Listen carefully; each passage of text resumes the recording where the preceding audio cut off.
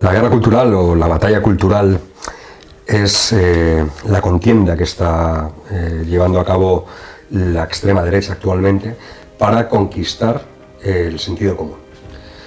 Se entiende que para conquistar el poder político antes se tiene que conquistar ese sentido común que desde hace muchos años nos lleva a pensar que más allá de las normas que tenemos establecidas, pues hay una serie de consensos, como los derechos humanos, como la igualdad, la tolerancia, la solidaridad, la misma democracia, que son, digamos, lo que forma parte del sentido común de cualquier demócrata.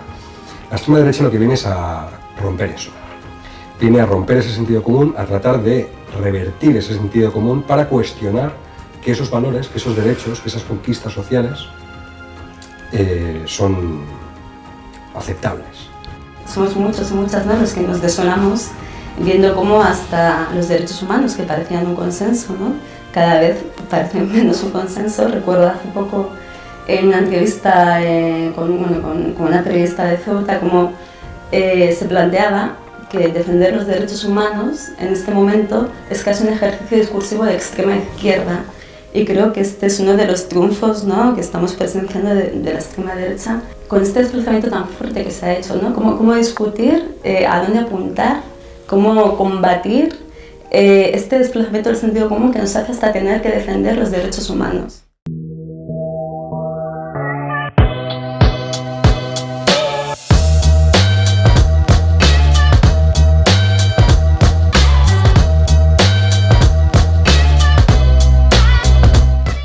La guerra cultural o la batalla cultural es la contienda que está llevando a cabo la extrema derecha actualmente para conquistar el sentido común. Se entiende que para conquistar el poder político antes se tiene que conquistar ese sentido común que desde hace muchos años nos lleva a pensar que más allá de las normas que tenemos establecidas, pues hay una serie de consensos, como los derechos humanos, como la igualdad, la tolerancia, la solidaridad, la misma democracia, que son, digamos, lo que forma parte del sentido común de cualquier demócrata. La extrema derecha lo que viene es a romper eso. Viene a romper ese sentido común, a tratar de revertir ese sentido común para cuestionar que esos valores, que esos derechos, que esas conquistas sociales son aceptables. Entonces, básicamente, la batalla que libra la extrema derecha en este terreno parte básicamente de negar que exista una desigualdad estructural. Es decir, cuestionan que la violencia machista sea fruto de un problema estructural que se llama heteropatriarcado, niegan que exista racismo, niegan que exista discriminación hacia determinadas personas por su orientación sexual, por la lengua que hablan en su territorio, por cualquiera de las características que forman la identidad, ¿no?, que se sale de su proyecto identitario. Entonces, la extrema derecha lo que trata es de cuestionar la relación que existe entre la estructura y esas desigualdades. ¿Cómo lo hace? Poniendo en duda que exista esa desigualdad. Y lo que trata de hacer es conquistar ese terreno de las ideas para poco a poco conquistar el espacio político.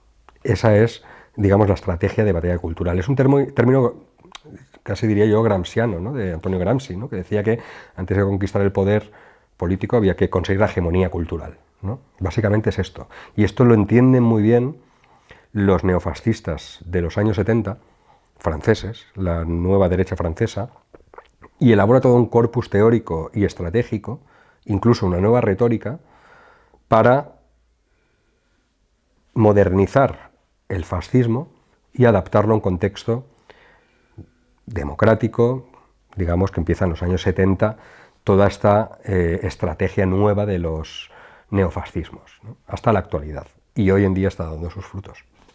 Bueno, yo observando, ¿no?, cómo esto se desarrolla en el debate público, sí que tengo la sensación de que esta guerra cultural y esta puja, digamos, esta disputa por el sentido común se traslada, se transfiere a una especie de sujeto político, ¿no? Una sensación de comunidad y de pertenencia que en base a este discurso, ¿no?, se ve fortalecida y se ve legitimada, ¿no?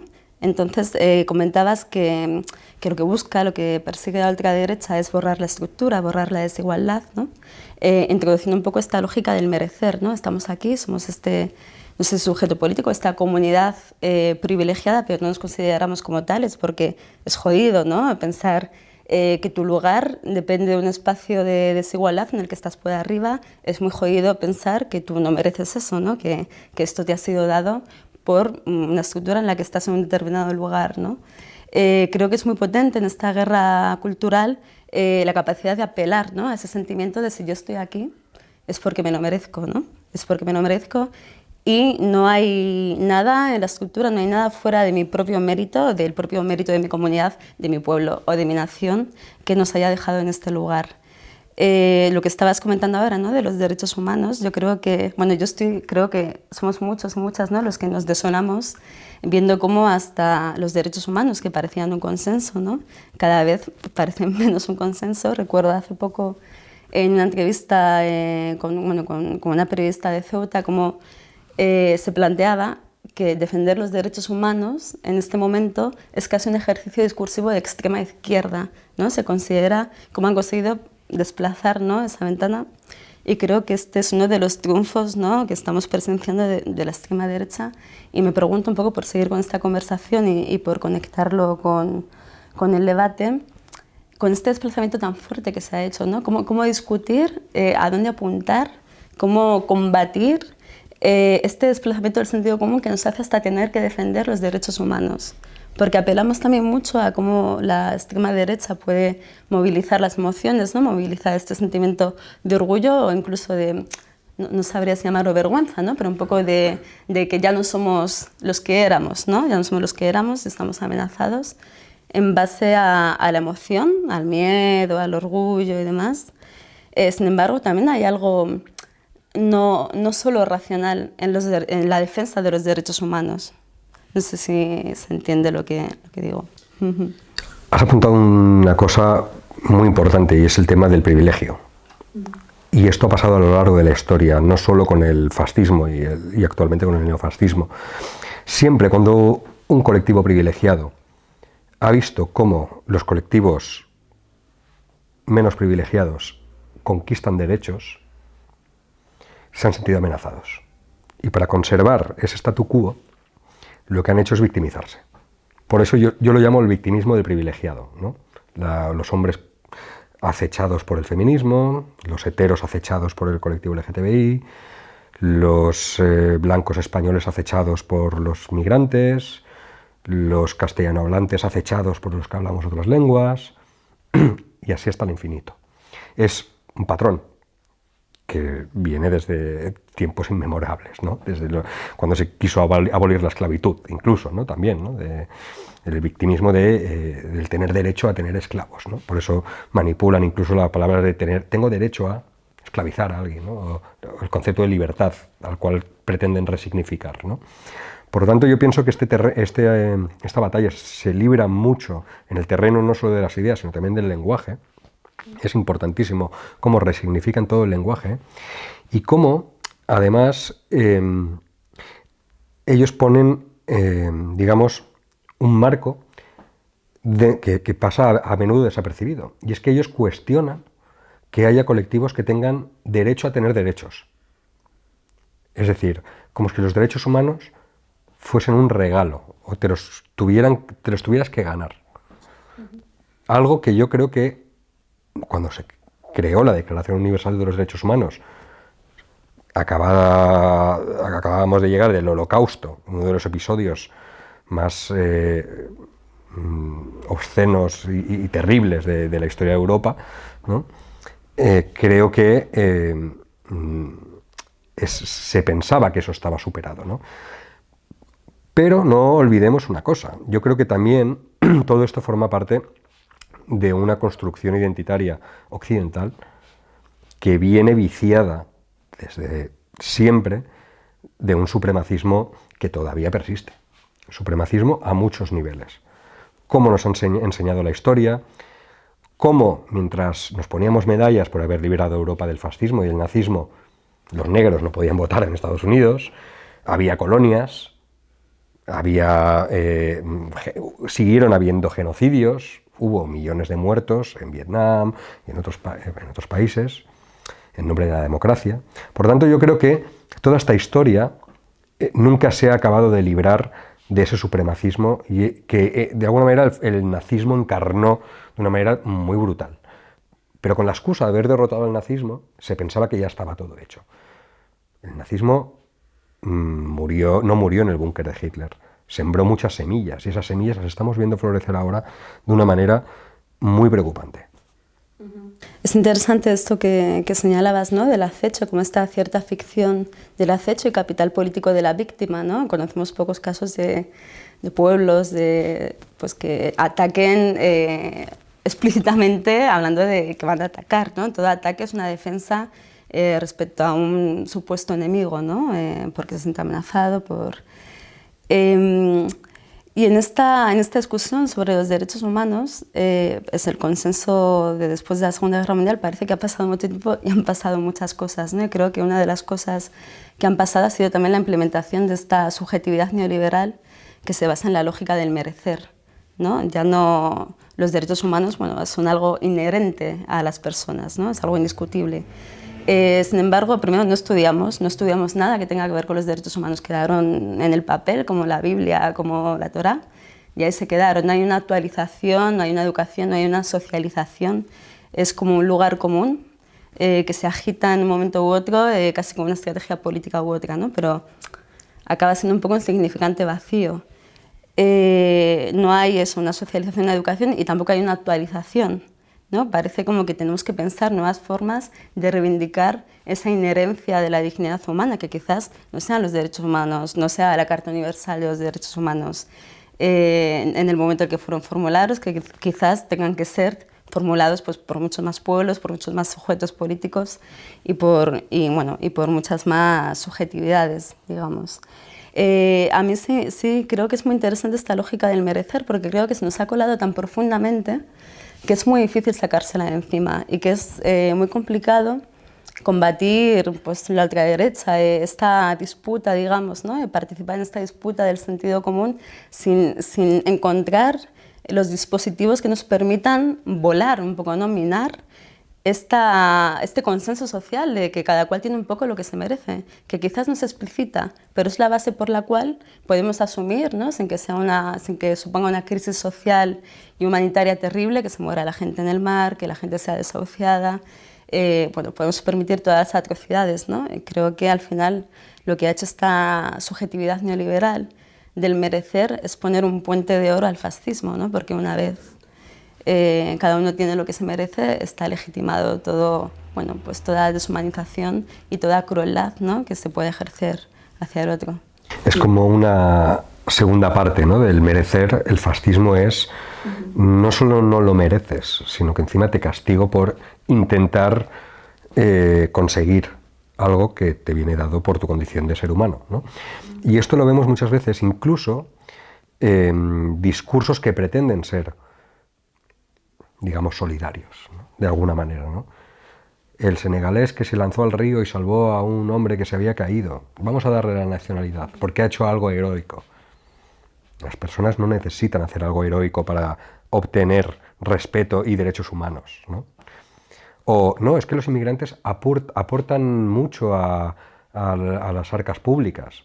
Bueno, y si no aportaran, no tendrían derechos tampoco, etcétera, ¿no? Quiero decir, creo que hay un relato también muchas veces que desde la propia ignorancia de que es contraproducente y que lo que hace es cimentar precisamente ese relato neoliberal, estamos haciendo un flaco favor, digamos, a romper ese lenguaje de el merecer derechos o ese lenguaje incluso de cuestionar que algunos colectivos tengan derecho a tener derechos. Bueno, y toda esta, digamos, todo este sentido común, ¿no? que se asienta sobre el merecer, sobre que pueda pasar, ¿no? todo lo que pasa a tanta gente sin que se agite nada en la sociedad, pues tiene no es inocente, ¿no? Como tiene una funcionalidad muy concreta y conviene a mucha gente, ¿no? Conviene a una izquierda liberal que está muy cómoda en ese lugar de somos los civilizados del chiringuito global, básicamente. Ponemos cara afectada cuando la tenemos que poner, hacemos grandes proclamas sobre lo que nos importan los derechos humanos cuando toca, mientras con la otra mano pues reforzamos la Europa fortaleza y dejamos morir a la gente en el mar y, bueno, y reforzamos también, ¿no? También se refuerza con la acción, se refuerza el discurso, aunque el discurso vaya por otro lado. Y bueno, y es muy útil pues, a todo el sistema neoliberal, ¿no? Tenernos, bueno, al fin y al cabo, a mí me gusta mucho recuperar a Rita Segato, ¿no? Cuando ella habla de esta pedagogía de la crueldad en la que estamos casi domesticados, que posibilita un poco que podamos entrar sin conflicto en esta nueva era del capitalismo global, que es cada vez más depredador, más extractivista y que cada vez va a dejar más cadáveres, ¿no? en su camino. ¿Sobre quién alimenta esta batalla cultural o cuáles son, digamos, los canales de transmisión de esta batalla cultural? Hoy en día yo diría que hay muchos actores, ¿no?, que están participando en esta contienda. Para empezar, lógicamente, los grandes líderes políticos que abanderan esta batalla cultural de la extrema derecha, lógicamente. Después, los demás políticos que sin ser de extrema derecha compran los marcos y los relatos de la extrema derecha y juegan en su terreno demasiadas veces. Los medios de comunicación, obviamente. Claro, cuando te pasas el día hablando de los menas, de los ocupas, de la avalancha de inmigrantes, de los catalanes, de los musulmanes, y todo en este sentido negativo, ¿no? Después quien recoge el fruto de todo esto es la extrema derecha, lógicamente, ¿no? Y aquí los medios de comunicación tienen un papel importantísimo, ¿no? Y por otra parte, no se puede obviar el papel de las redes sociales. Y no se puede obviar tampoco el capital invertido por la extrema derecha en esta batalla cultural, mucho en redes sociales, pero mucho también en otras organizaciones, think tanks, medios de comunicación, etcétera, que lo que hacen es ofrecer esos marcos y esos relatos constantemente y a discreción.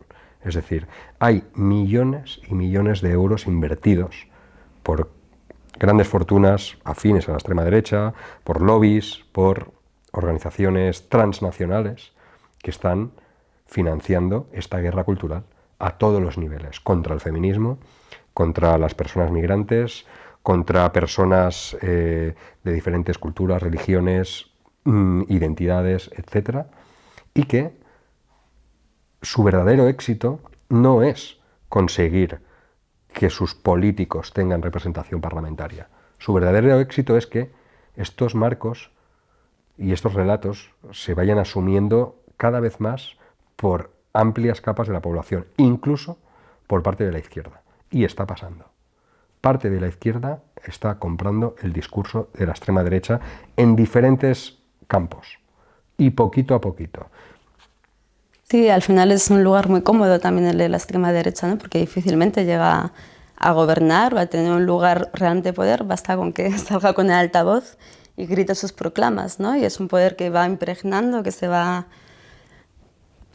permeando toda la capa institucional, toda la capa política y no tiene mucho que perder ni tiene mucho que invertir, ¿no? Porque es verdad, hay una gran inversión de capital para difundir todas estas ideas, pero todo queda un poco en lo discursivo, ¿no? Lo discursivo que va impregnando y son otros los que ejecutan al final. Y me pregunto, no sé si me estoy adelantando de bloque en la estructura, llevamos unos años, ¿no?, hablando más intensamente de la extrema derecha, bueno, pues mucho a partir de la emergencia de Vox y demás. ¿Qué horizontes quedan, ¿no?, para responder a esto? Porque se despliegan muchos esfuerzos para responder, sea en las redes sociales, sea desde los medios de comunicación, sea desde la investigación. Pero cuando coinciden, digamos, ¿no?, como el poder hegemónico, el dinero y todo todo este altavoz mediático que nunca ha existido, no hay precedentes, ¿no?, de semejante altavoz mediático, y tampoco hay precedentes de tantas vías de comunicación paralelas a las que ni siquiera llegamos a rozar, ¿no? Todos nuestros esfuerzos, energías, puede ser que nunca lleguen a capas inmensas de gente que nunca te van a escuchar, nunca te van a leer y nunca van a leer mi medio, no lo sé. Sin embargo, hay toda una realidad de discursos, de ideología que circula casi virgen, bueno, no, virgen no sería palabra, ¿no?, pero casi sin ser molestada, sin ser interpelada, sin ser interferida por otros discursos, y que cada vez se hace más fuerte.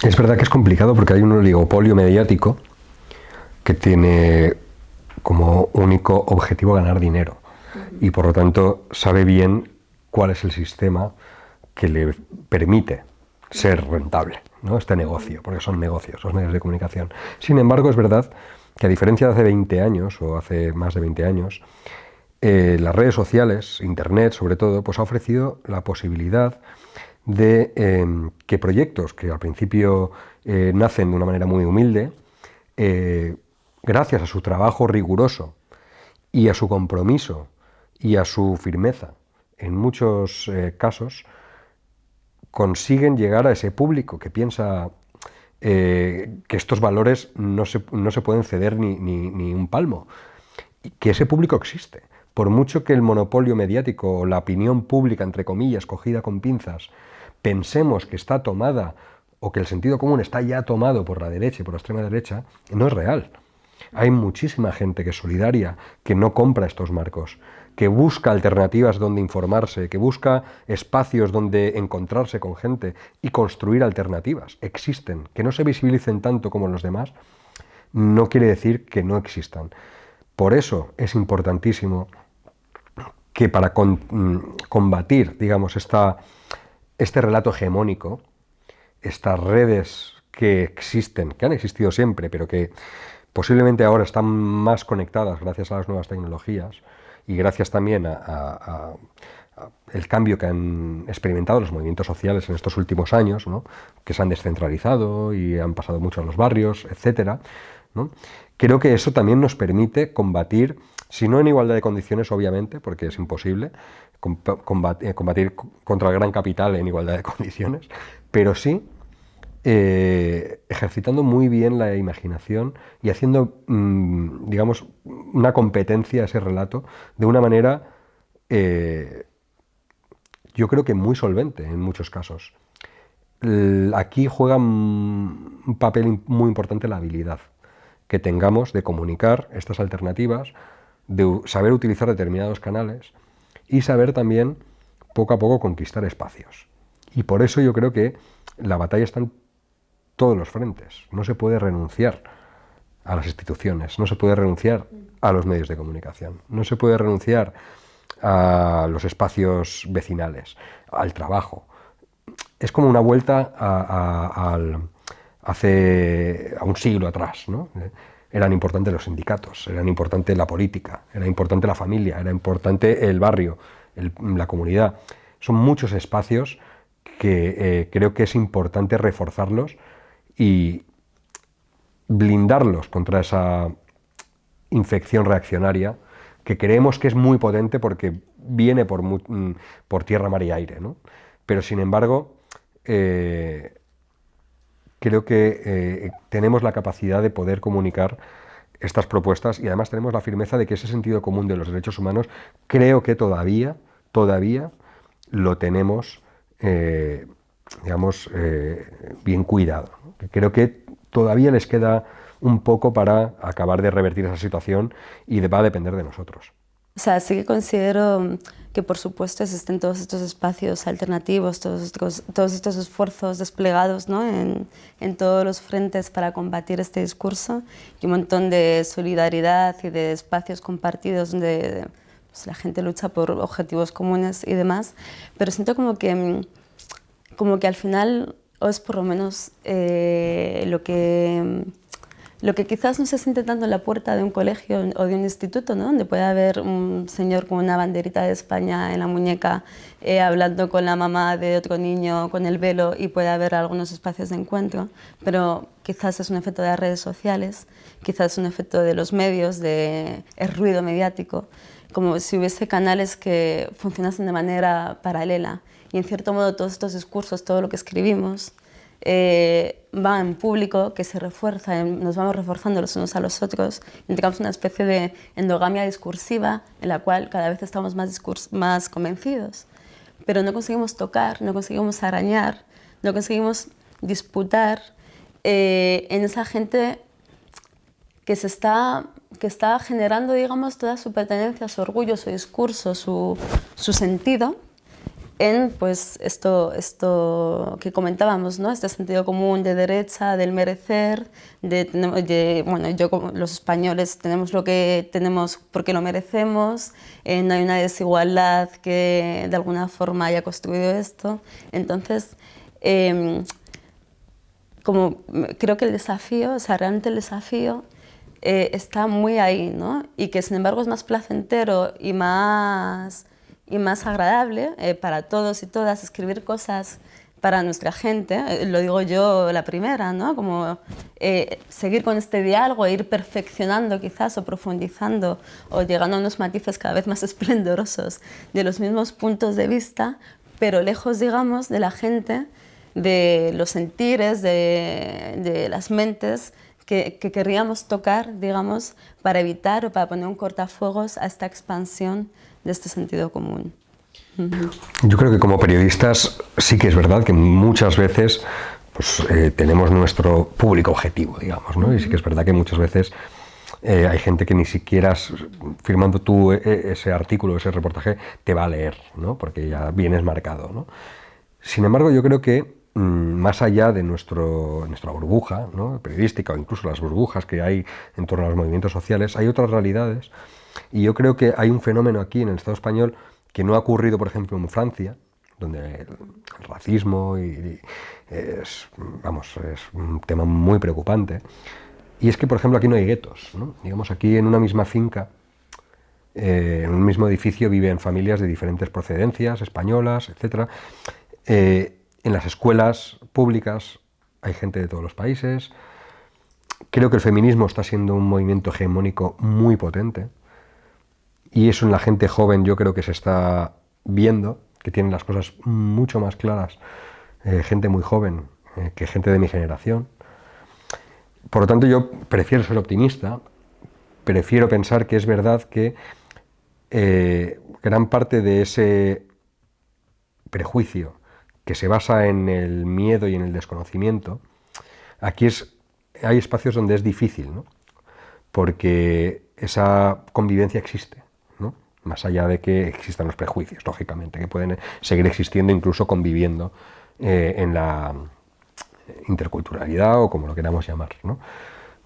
Pero yo lo que sí que creo es que esos espacios comunes, más allá, digamos, de los naturales, ¿no? Como el trabajo, la escuela o la calle misma, ¿no? El barrio, existen también movimientos sociales muy potentes hoy en día que están de alguna manera desmontando esos relatos de la extrema derecha. Yo siempre reivindico que la acción de parar desahucios es una acción antifascista también, porque nadie mira de dónde viene la persona que va a ser desahuciada, ni qué religión tiene, ni siquiera qué ideología. Compañeros de antidesahucios que han parado desahucios en Valencia, donde yo vengo, han parado desahucios de gente que tenía propaganda de Vox y que tenía la bandera de España colgada en el balcón. Y han ido unos punkis a evitar que le echaran de casa. Es decir, se dan espacios, se dan circunstancias que son absolutamente ajenas a las tribunas políticas de estos señoritos que forman parte de la extrema derecha, de apellidos compuestos, con retóricas muy bien pensadas, muy bien elaboradas para tocar esa fibra esencialista, ¿no? Y eso, estimular ese prejuicio. Sin embargo, creo que en la calle están pasando otras cosas. Y creo que lo que hay que hacer es reforzar estos espacios. Y lo que hay que hacer es reforzar estos relatos. Y sobre todo, exigir a los representantes políticos que de verdad crean que se debe parar a la extrema derecha, porque si no lo crees, pues no lo vas a hacer, pero si crees realmente que es una amenaza para la convivencia, que no dejen espacio para que el descontento social, la desigualdad, se la apropie la extrema derecha. Acabando con la desigualdad y haciendo políticas sociales, se combate a la extrema derecha, porque la extrema derecha juega a hacer competir a la gente por los recursos. Yo estoy de acuerdo con la mayoría de las cosas que has comentado. Respecto a los guetos, creo que sí ha sido una potencia, digamos, del Estado español que no existiesen guetos, como podía pasar en Francia, ¿no? En otros países. Tengo dudas sobre si eso va a perpetuarse de esa manera en un futuro, porque no parece que sea el camino que está tomando por lo menos la ciudad de Madrid, que está marcada por una... bueno, entiendo que Valencia a su manera, pero Madrid destaca, ¿no?, en nuestros rankings gloriosos por una gran desigualdad que la atraviesa. Y es difícil no pensar que hay un proceso de guetificación si uno recorre Madrid de norte a sur y si uno recorre los barrios del sur. Entonces, sí es verdad que en estos barrios del sur, ¿no?, donde realmente en la calle, no en los medios, donde realmente se sucede y se vive esa interculturalidad, llamémoslo así, o esa diversidad, pero tampoco, o sea, yo creo que es un buen momento este, no solo es un buen momento, sino que es un momento necesario para estar muy atentos, porque estamos en un proceso, y es un proceso que puede ir hacia algo bueno, hacia algo mejor, hacia una superación de nuestros vecinos del norte, o es un modelo que puede ir a repetir los mismos errores, ¿no? Ir a un instituto público en un barrio del sur, nosotros, por ejemplo, en El Salto, estuvimos haciendo talleres en Usera, te da una idea de qué puede ir pasando. Es verdad que hay una diversidad muy interesante ahí, es verdad que nos pueden dar mil vueltas, ¿no?, a nuestra generación, pero también es verdad que se va afianzando y se va cada vez haciendo más fuerte, yo creo, una racialización de la pobreza, que bueno, que ya podemos ver, pero que vemos con personas migrantes y que se va transfiriendo a las segundas generaciones, bueno, a los españoles de origen migrante, y que está muy potenciado por el modelo de educación que tiene la Comunidad de Madrid, por la privatización salvaje, por el profundo raigambre liberal, neoliberal, digamos, que han impregnado, ¿no?, a la educación.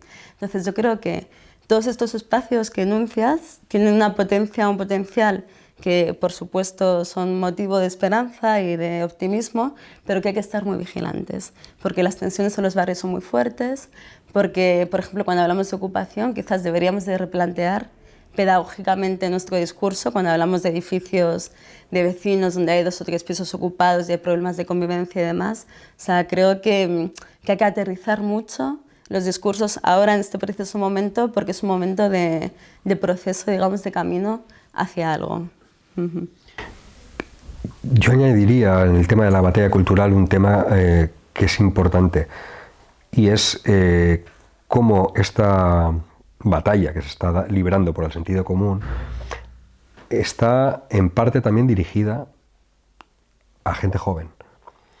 Y esto lo vemos también en los institutos y lo vemos también con gente adolescente que ha entendido que lo que la extrema derecha llama políticamente incorrecto, ¿no?, es, digamos, el rebelde, ¿no?, de hoy en día, ¿no?, y que los jóvenes se sienten rebeldes siendo como la extrema derecha dice que hay que ser políticamente incorrecto. Y esto significa ser un machista, ser un racista, ser un homófobo, etcétera, ¿no? Y esto es importantísimo porque todo este lenguaje que utiliza la extrema derecha de victimización contra esa supuesta corrección política, que no es otra cosa que el consenso de los derechos humanos de los que hablamos. Cuando hablamos de cuando ellos dicen soy políticamente incorrecto, quiere decir que hace discursos machistas, racistas, homófobos, etcétera, ¿no? Cuando ellos dicen que van contra el buenismo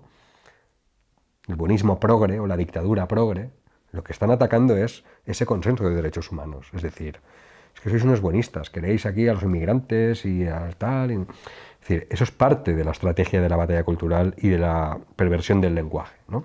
Y cómo se presentan ellos mismos como irreverentes, ¿no? Cómo lo rebelde hoy en día es cantar el cara al sol, llevar la bandera de España y insultar a las feministas y a las personas racializadas, etcétera, ¿no?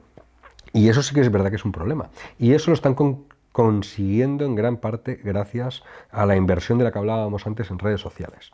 La cantidad de vídeos, de propaganda, de artistas, entre comillas, que están saliendo reivindicando esa maldad, ¿no?, como algo rebelde, ¿no?, usurpando incluso, ¿no?, la rebeldía, ¿no?, a lo que es lo que siempre hemos dicho, ¿no?, contra toda autoridad, ¿no?, al rebelarte contra la autoridad no son los derechos humanos, la autoridad es el Estado, las fuerzas y cuerpos de seguridad del Estado, la monarquía, la estructura, no los derechos humanos, ¿no? Pero ellos están batallando en ese terreno, te están presentando esa batalla cultural y disfrazándola de rebeldía, ¿no? Y esto es importante porque no pocas veces hemos visto a gente de izquierdas y gente progresista, artistas y gente conocida, quejándose de esa censura progre, ¿no?, de que me han criticado porque he hecho una broma machista, o me han criticado. Bueno, señor, es que estamos en medio de una batalla cultural y quizás usted debería entender, ¿no?, pues que a lo mejor lo que usted dice que es un altavoz mediático, que tiene una proyección que debería ser proporcional a la responsabilidad que usted asuma a la hora de decir algo, pues tiene consecuencias. Si sale Miguel Bosé diciendo que las vacunas son malas y hay 80.000 seguidores de Miguel Bosé que se lo creen, tenemos un problema de salud pública. Igual que si sale otro famoso diciendo que ¿por qué no puedo contar un chiste machista o por qué las feministas son tan pesadas con sus temas del feminismo, ¿no? Claro que tiene una responsabilidad, pero la extrema derecha ha conseguido que incluso gente progresista asuma que hay una especie de dictadura progre que te impide decir las cosas con libertad, como si fueran inocuos, ¿no?, como si los discursos machistas o racistas, como si esa normalización de la maldad no tuviera consecuencias. No, yo soy artista, yo hago humor, yo hago música, yo hago tal. Sí, pero eso es cultura, eso crea cultura. Y estamos hablando de una batalla cultural. Bueno, yo tengo la sensación que, bueno, una sensación así como de pronto espontánea, no sé si un poco arbitraria, ¿no?, pero justamente esto que comentabas de, pues, de esta victimización, ¿no?, y este un poco capital político de la víctima, y el ser rebelde contra una especie de censura que oprime tu libertad, se da también un momento como de poca esperanza de transformación, ¿no?, como que parece que lo político es más, no sé cómo plantearlo, como que lo político es más posicionarse como víctima, o sea, posicionarse, ¿no?, con ese capital de yo soy un rebelde porque me rebelo contra el sistema, yo soy un rebelde porque no me dejo oprimir por esta dictadura de lo políticamente correcto, que un proyecto de ir hacia algún lado, ¿no? Pero no hay proyecto político, entonces mi participación política consiste en esta rebeldía de que yo me rebelo contra los que quieren callarme, ¿no?, aunque no se sepa muy bien qué es lo que quieras decir, ¿no?, o qué idea de sociedad tienes o lo que sea. Y luego, estos son como ideas un poco periféricas, ¿no?, a lo que estábamos hablando, pero creo que a veces es como interesante periferizar, si se puede decir. Lo que comentabas de los jóvenes, a mí me parece muy interesante, creo que estamos perdidísimos con lo que consume la gente joven, ¿no? Pues todos los youtubers que pasan mensajes fascistas y, ¿cómo se llama esta gente? Y los célibes estos, los incels, ¿no? O sea, que hay todo un consumo de cultura de un potencial muy destructivo y muy racista, muy machista, que se nos escapa, ¿no? Y hablamos mucho de deshumanización, hablamos mucho de alterización, y creo que algo que también nos está pasando como sociedad y que se ha visto mucho ahora con la pandemia es que hay una alterización etaria, que hay mucha desvinculación entre las distintas generaciones, ¿no? Pues se nos han muerto miles de ancianos y es como si no hubiese pasado nada. No sabemos qué pasa con los chavales jóvenes, ¿no? Entonces, ¿por qué quería sacar un poco de esta colación, ¿no? Porque ¿por qué calan estos discursos del odio, ¿no? Como creo que calan muy bien con esta victimización, ¿no? O sea, me están atacando, alguien me está oprimiendo, entonces estos discursos del odio me dan un relato que da sentido a esto que estoy sintiendo, ¿no? Hay un enemigo que me está posicionando en esta situación de víctima. Las feministas porque no me dejan ser un hombre de verdad, los migrantes porque no me dejan ser un español de verdad, la izquierda porque no me deja decir que me gusta el fútbol y me gusta hacer lo que yo quiero. Entonces creo que una vía de entrada potente, ¿no? Estos discursos del odio es que bueno, me dan una coartada, me dan un sentido, me dan un relato en el que me siento cómodo y en el que mi vida pues, tiene sentido lo que siento y lo que hago, ¿no?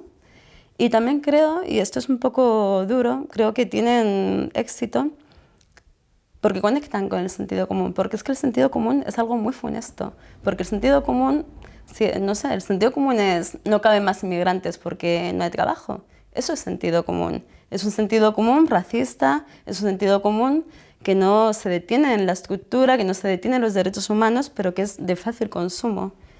Y nos está costando mucho, creo que está costando mucho, aunque hay mucha gente que lo está intentando y hay muchos esfuerzos en ese sentido, desarmar ese sentido común. Y yo creo que a veces el problema es un poco reduccionista y ojalá tuviésemos, ¿no?, la solución para este desafío. Es que chocamos con la percepción de la gente muchas veces, ¿no? O sea, llegar a un bloque de vecinos en Usera, ¿no?, en mi barrio, y decir la ocupación no es un problema, si estás contra tu vecino ocupa del tercero eres un facha, no es estratégicamente inteligente, ¿no? Creo que nos está faltando partir de la percepción de la gente, porque lo que la gente percibe es su realidad. Entonces, negar esa realidad es la forma más difícil, digamos, de poder encontrar un espacio de diálogo y de transformación. Creo que nos hemos metido un poco en una cultura de tener razón, porque probablemente la tenemos, pero tener razón está sobrevalorado, porque no es transformador. Creo que sería mucho más eficaz decir, admitir, entender e incluso avalar la percepción del otro. Y a partir de ahí, pensar cómo se puede transformar, ¿no? Y cómo develar toda esta estructura, toda esta desigualdad, todo esto, ¿no?, que la extrema derecha se ha esforzado tanto, invierte tanto dinero en difuminar y en ocultar para avalar un status quo y naturalizar toda la desigualdad en la que vivimos. Efectivamente, la extrema derecha, la clave del éxito de la extrema derecha es ofrecer soluciones fáciles a problemas complejos. Y, insisto, es verdad, no es suficiente con tener razón. Hay que saber explicarlo. Y hay que saber introducir estos problemas, estos relatos alternativos a los que ofrece la extrema derecha, incluso el establishment, ¿no?, para robarle a la extrema derecha el protagonismo en estas batallas que, como tú dices, son cotidianas de cada uno en su entorno más cercano. No es el problema de la ocupación. Hay que cambiar el marco, es el problema de la vivienda, el problema de la especulación. Aquí hay que hacer un trabajo de explicar a la gente cuál es el verdadero problema. Hay que hacer pedagogía, lógicamente, ¿no? Sin embargo, y retomando lo que hablabas de la brecha generacional y del tema de los jóvenes, es verdad que si nos fijamos, en gran medida, la mayoría de la gente que se plantea votar a la extrema derecha o que compra a la extrema derecha, no la compra por su programa económico, ni por su programa social. Lo compra por la bandera de España, por su discurso contra los menas, contra los ocupas, contra los inmigrantes, etc. Es decir, esa es la clave de la batalla cultural, batallar en ese terreno, que nos peleemos sobre si los menas son buenos o son malos, sobre si los ocupas son buenos o son malos, con su marco, lógicamente. Ese no es el debate. El debate es, hay un sistema que crea desigualdades, y esas desigualdades producen que haya niños que vengan de otro país a buscarse la vida, que haya gente que no tenga vivienda y decida ocupar una vivienda deshabitada, pero ellos nunca te van a hablar de qué solución tienen para eso. La única solución que te van a ofrecer es policía. No te van a hacer nada para que eso no vuelva a pasar.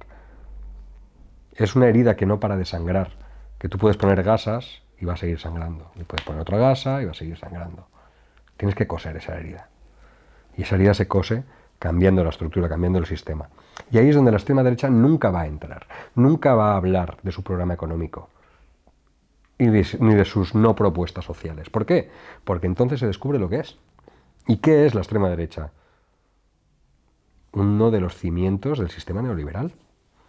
Nunca la extrema derecha va contra las élites, por muy antisistema que se quiera presentar, por muy anti-establishment, por muy víctima del sistema que se presenta a menudo. Las grandes corporaciones, las grandes capitales, las grandes fortunas de este país y de todos los demás países no le tienen ningún miedo a la extrema derecha. Todo lo contrario, no es una amenaza la extrema derecha para ellos. Por eso la extrema derecha está muy cómoda hablando en términos culturales, ¿no? Y en términos de la invasión de los inmigrantes, la islamización de Europa, la dictadura feminista, etcétera. Ahí es donde la extrema derecha se mueve muy bien. Y nosotros estamos constantemente poniendo el foco ahí, donde ellos quieren que pongamos el foco. Y ahí nos creemos que con tener razón de mira qué barbaridad ha dicho de las feministas, o mira qué barbaridad ha dicho de los menas.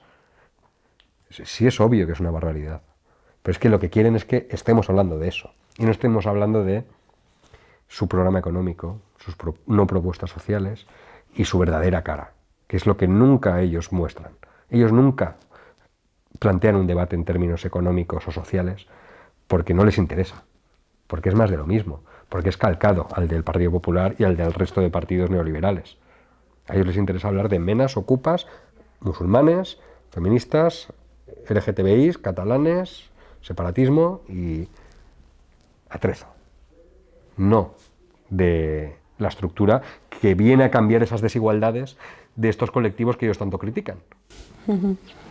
Claro, a mí me preocupa, digamos, el estado anímico y psicológico, digamos, de esta contranarrativa, ¿no? Porque más allá de combatir en lo discursivo y de deconstruir pedagógicamente, es verdad que venimos de una época un poco jodida, por llamarlo de alguna forma, ¿no? O sea, pasamos de una amplitud de horizontes imaginarios políticos con el 15M a la paulatina, digamos, a un paulatino estrechamiento, digamos, de esa apertura de horizontes políticos, de una apuesta electoral que, bueno, ha dado algunos frutos, ¿no? Pero digamos que no consigue, yo recuerdo, por ejemplo, en el 2018, ¿no? En los mítines de Vox, había como una sensación de estar como en el lado correcto de la historia, ¿no? Como un cierto orgullo de decir, yo soy de Vox, como una especie de sensación que me recordaba algunos momentos, por ejemplo, solo en eso, de los principios de Podemos, ¿no? De poder defender una alternativa con orgullo, con esperanza, pensando que por fin alguien está diciendo lo que tú pensabas y nadie más se atrevía a decir, ¿no? Pensando que por fin alguien iba a poner la cara por ti en las instituciones. Y hubo como paralelamente a una cierta extinción de esa energía, que no tiene por qué ser una bajada en los votos, ¿no? Pero sí a esa energía de llevar la delantera de la historia, ¿no? De ir marcando agenda, o de poner tú los temas fundamentales del telediario, como que ha habido un relevo de la extrema derecha, ¿no? Respecto a esa izquierda que estaba atravesando un momento más prometedor, digamos, en los últimos tiempos. Entonces, estamos faltitos de energía, ¿no? Faltitas de energía, pues porque venimos de una pandemia, porque llevamos 2 años haciendo comentarios y memes de Vox en las redes sociales y porque se diluye un poco la fuerza, ¿no? Que se fue manifestando de diversas formas en la última década. ¿Cómo confrontar con este...? O sea, ¿no ha llegado un poco el momento, digamos, de aceptar vulnerabilidades y límites y sí, vulnerabilidades y límites y hacer un poco de, no digo autocrítica porque se ha hecho mucha autocrítica, ¿no? Pero de toma a tierra y decir, esto somos, con esto contamos y qué podemos hacer a partir de aquí? Yo creo que es fundamental ser conscientes en la situación en la que nos encontramos, que es verdad que tenemos delante un reto social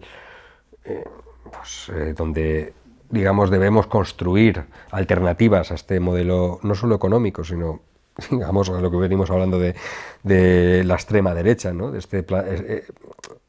este planteamiento que hace para abolir conquistas sociales y derechos sociales, ¿no? Pero también es verdad que creo que hay que ser optimista, hay que ser generoso. Creo que aquí no sobra nadie, ni hay que abandonar ningún espacio. Creo que tenemos la responsabilidad de volverlo a intentar tantas veces como sea necesario, a nivel, a todos los niveles, a nivel institucional, a nivel social, en todos los espacios donde podamos. Y creo que por eso es importante, para empezar, también conocer a lo que nos estamos enfrentando. No solo al neoliberalismo, que ya lo conocemos y ya sabemos cómo funciona, también a esta batalla cultural de la extrema derecha, a evitar que esa infección reaccionaria conquiste poco a poco el sentido común de gente que nunca creeríamos que iba a comprar determinados marcos o determinados relatos, ¿no? Esa para empezar. Después también creo que debemos fortalecer mucho estas redes sociales y de apoyo que han surgido en la pandemia, ¿no? Esa solidaridad que ha habido. Cuando empezó todo, los movimientos sociales fueron clave. Hicieron un trabajo vecinal espectacular que han llevado a cabo durante todo este periodo de pandemia. La extrema derecha no hizo nada. La extrema derecha solo sabía agitar la bandera y llamar al gobierno a dimitir, pero no tiene ningún programa social. Por lo tanto, sabemos cuáles son sus debilidades y sabemos cuáles son nuestras fortalezas. Por eso creo que lo que hay que hacer es, no hay ninguna fórmula mágica, obviamente, ¿no? Si no, no estaríamos donde estamos, ¿no? Y tampoco funciona una misma fórmula en todos los espacios y momentos. Pero sí que es verdad que hay muchos espacios y muchas maneras de combatir a este nuevo fascismo. Y sobre todo yo creo que hay un factor que juega a nuestro favor. Y es que el haber visto a esta extrema derecha tan descarada estos últimos años, tan cruel, ha despertado muchas conciencias, que ha percibido esto como una amenaza real. Ya no solo los colectivos que venían siendo siempre amenazados por esta extrema derecha, sino ya cualquier persona decente, ¿no? Con un sentido democrático, ¿no? y que aprecia los derechos humanos, entiende que esto es una amenaza. Por lo tanto, creo que esa hegemonía del antifascismo se está dando. Cada vez hay menos miedo a llamarse antifascista, algo que hace 10 años no pasaba y se relacionaba con una tribu urbana. El antifascismo yo creo que empieza a ser ya casi una condición para cualquier demócrata, algo que hemos defendido siempre, algunos, pero creo que cada vez se está asumiendo más. Por lo tanto, en este sentido yo creo que algo bien estamos haciendo también. Estamos dando batalla. La gente cada vez se calla menos. La gente cada vez se implica más y se siente interpelada. Por eso creo que hay que aprovechar también este momento y hay que reforzar ese relato antifascista y reforzar sobre todo algo que yo creo que nos ha caracterizado siempre a la izquierda, y es ese sentido de la solidaridad, de la empatía, de la, digamos, la defensa donde sea y como sea de los derechos humanos. Creo que esto es la clave para no ceder ni un palmo en esta batalla cultural que nos está planteando la extrema derecha desde hace tiempo. Bueno, yo creo que es fundamental sustraerse de los marcos de la extrema derecha. Creo que uno de los, bueno, es lo que has comentado tú antes, ¿no? Como que hablamos de ellos, estamos todo el rato viéndonos empujados y trasladados a sus marcos, hay que sustraerse de ellos, también de sus tiempos, ¿no? De esta especie de ping-pong dialéctico, de toma y daca en las redes, ¿no? y en el debate público. Se lleva mucha energía y es energía que aleja quizás también de estos espacios, ¿no? Donde hay que poner seguramente el cuerpo y el esfuerzo y la humanidad, que son los espacios donde la gente se encuentra, ¿no? Se solidariza, se rehumaniza, digamos, y crea a través de la empatía. Es fuerte, es un poco triste, ¿no? Que sea revolucionario hablar de empatía en estos tiempos, que sea revolucionario hablar de derechos humanos, que sea revolucionario hablar del derecho a vivir, ¿no? Del derecho a tener derechos, del derecho a ser consideradas personas humanas, ¿no? Pero bueno, hay que asumir que eso se ha puesto en crisis, que hay mucha gente que ya no cree en eso y que sobre esa base se pueden construir, se han construido las peores pesadillas, ¿no?, para la humanidad. Y siendo muy conscientes de eso y no pensando que es una especie de ficción que vemos por televisión o una especie de juego de personajes frikis que dicen burradas en Twitter y los demás nos dedicamos a retuitear y escandalizarnos, o sea, asumiendo que ese ha sido el principio de muchas otras debacles, pues ser radicales de ahí, ¿no?, y combatir radicalmente desde ahí. Yo también tengo esperanza, yo creo que también esto ha interpelado a mucha gente. Me preocupa siempre los límites, digamos que los muros, digamos, que pueden estar ahí que no estamos viendo, ¿no? Toda la gente a la que no se llega, toda la gente que está viendo la realidad a través de su televisor, a través de los anuncios de Securitas Direct, o sea, a través de discursos que generan toda una realidad y que es en esa realidad en la que viven y que es en función de esa realidad como votan y que es, según ese relato, lo que desean, a quien odian y a quien quieren ver fuera del país, quieren ver muerto o quieren ver humillado, ¿no?